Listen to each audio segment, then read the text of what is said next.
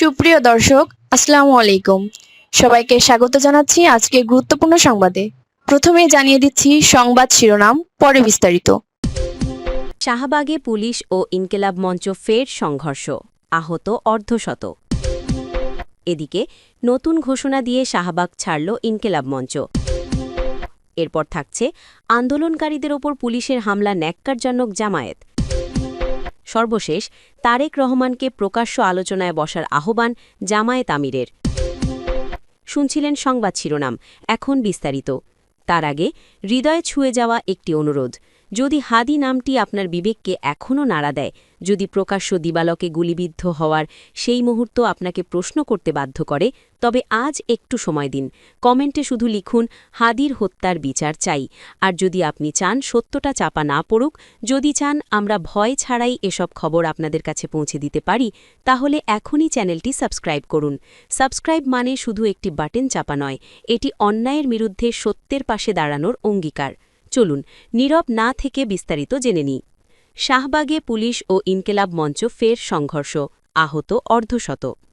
রাজধানী শাহবাগে পুলিশ ও ইনকিলাব মঞ্চের নেতাকর্মীদের মধ্যে দ্বিতীয় দফায় সংঘর্ষের ঘটনা ঘটেছে। পরিস্থিতি নিয়ন্ত্রণে পুলিশ টিয়ার শেল ও সাউন্ড গ্রেনেড নিক্ষেপ করে বিক্ষোভকারীদের ছত্রভঙ্গ করে দেয়। এই ঘটনায় ঢাকা ১৮ আসনের স্বতন্ত্র প্রার্থী মহিউদ্দিন রনি সহ অন্তত ৪০ থেকে ৫০ জন আহত হয়েছেন।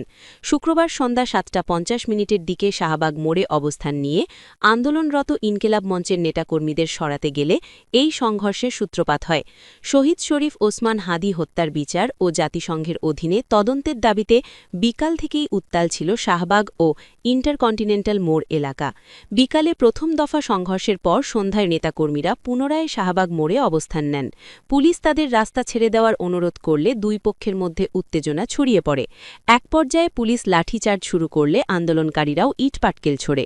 পরে পুলিশ টিয়ার শেল ও সাউন্ড গ্রেনেড ছুড়ে এলাকাটি নিয়ন্ত্রণে নেয়। এতে ইনকিলাব মঞ্চের বেশ কয়েকজন নেতাকর্মী আহত হয়েছেন বলে সংগঠনটির পক্ষ থেকে দাবি করা হয়েছে। সংগঠনটির সদস্য সচিব আবদুল্লাহ আল জাবের ও রাকসুর জিএস আম্মার সহ অনেক আন্দোলনকারী আহত হয়েছেন। ঢাকা মেডিকেল কলেজ হাসপাতাল পুলিশ ক্যাম্পের ইনচার্জ পরিদর্শক মোহাম্মদ ফারুক জানান, হোটেল ইন্টারকন্টিনেন্টাল ও শাহবাগ এলাকা থেকে ইনকিলাব মঞ্চের প্রায় ৪০ জন নেতাকর্মী হাসপাতালে এসেছেন। জরুরি বিভাগে তাদের চিকিৎসা চলছে। আহতদের মধ্যে ঢাকা ১৮ আসনের স্বতন্ত্র প্রার্থী মহিউদ্দিন রনিও রয়েছেন বলে নিশ্চিত হওয়া গেছে। বিকাল ৪:৩০ দিকে প্রথম দফা সংঘর্ষের পর ইনকিলাব মঞ্চের অফিসিয়াল ফেসবুক পেজে জানানো হয়, তাদের সদস্য সচিব আবদুল্লাহ আল জাবের গুলিবিদ্ধ হয়েছেন। এছাড়া ডাকসু নেত্রী ফাতেমা তাসনিম জুমা ও শান্তা আক্তারকে পুলিশি নির্যাতনের শিকার হতে হয়েছে বলে দাবি করা হয়। পোস্টে আপাতত বড় জমায়েত না করে আহতদের চিকিৎসার দিকে নজর দেওয়ার জন্য কর্মীদের প্রতি আহ্বান জানানো হয়। তবে আহতদের চিকিৎসা দিয়ে আবারও রাজপথে আসার কথাও জানান তারা। এর আগে জুমার নামাজের পর শাহবাগ থেকে প্রধান উপদেষ্টার বাসস্থান যমুনা অভিমুখে পদযাত্রা শুরু করেন ইনকিলাব মঞ্চের কর্মীরা। ইন্টারকন্টিনেন্টাল মোড়ে পুলিশের ব্যারিকেড ভেঙে সামনে এগোতে চাইলে জলকামান ও টিয়ার গ্যাস ব্যবহার করে পুলিশ তাদের ছত্রভঙ্গ করে দেয়। দিনের এই ধারাবাহিক সংঘর্ষে পুরো শাহবাগ এলাকা রণক্ষেত্রে পরিণত হয়। শেষ খবর পাওয়া পর্যন্ত শাহবাগ এলাকায় থমথমে পরিস্থিতি বিরাজ করছিল। এদিকে নতুন ঘোষণা দিয়ে শাহবাগ ছাড়ল ইনকিলাব মঞ্চ। পুলিশের সঙ্গে দফায় দফায় সংঘর্ষের পর ইনকিলাব মঞ্চের কর্মীরা নতুন ঘোষণা দিয়ে শাহবাগ ছেড়েছেন। বৃহস্পতিবার ৬ ফেব্রুয়ারি রাত 10:30টার দিকে শাহবাগ ছাড়েন তারা। ইনকিলাব মঞ্চের সদস্য সচিব জাবেরের নির্দেশনা অনুযায়ী কর্মীদের ঘরে ফিরে যাওয়ার আহ্বান জানান সংগঠনটির এক নেতা।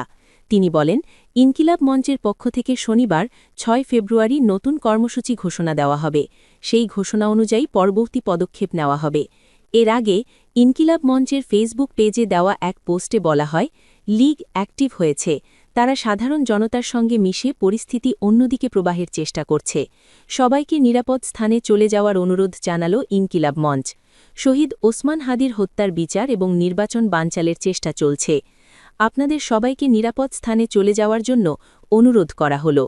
শুক্রবার ৬ ফেব্রুয়ারি রাত ৮:০৯ ইনকিলাব মঞ্চের ফেসবুক পেজ থেকে বলা হয়, নির্বাচন ১২ তারিখেই হবে, নির্বাচন হতেই হবে, কোনোভাবেই নির্বাচন বানচাল করতে দেওয়া হবে না। সর্বশেষ আন্দোলনকারীদের ওপর পুলিশের হামলা ন্যাক্কারজনক বলে মন্তব্য করেছেন বাংলাদেশ জামায়াতে ইসলামীর সহকারী সেক্রেটারি জেনারেল এবং কেন্দ্রীয় মিডিয়া ও প্রচার বিভাগের প্রধান অ্যাডভোকেট এহসানুল মাহবুব জুবায়ের। শুক্রবার ৬ ফেব্রুয়ারি বিকেলে ঢাকা মেডিকেল কলেজ হাসপাতালে পুলিশের হামলায় আহত ইনকিলাব মঞ্চের সদস্য সচিব আবদুল্লাহ আল জাবের সহ অন্যান্যদের দেখতে গিয়ে তিনি এ কথা বলেন। এ সময় তার সঙ্গে উপস্থিত ছিলেন জামায়াতের জাতীয় নির্বাচন পরিচালনা কমিটির সদস্য ড মোশাররফ হোসেন মাসুদ এবং পল্টন থানা জামায়াতের আমির শাহিন আহমেদ খান। অ্যাডভোকেট জুবায়ের আহতদের প্রতি সহমর্মিতা জানান এবং তাদের চিকিৎসার খোঁজখবর নিয়ে দ্রুত আরোগ্য কামনা করেন।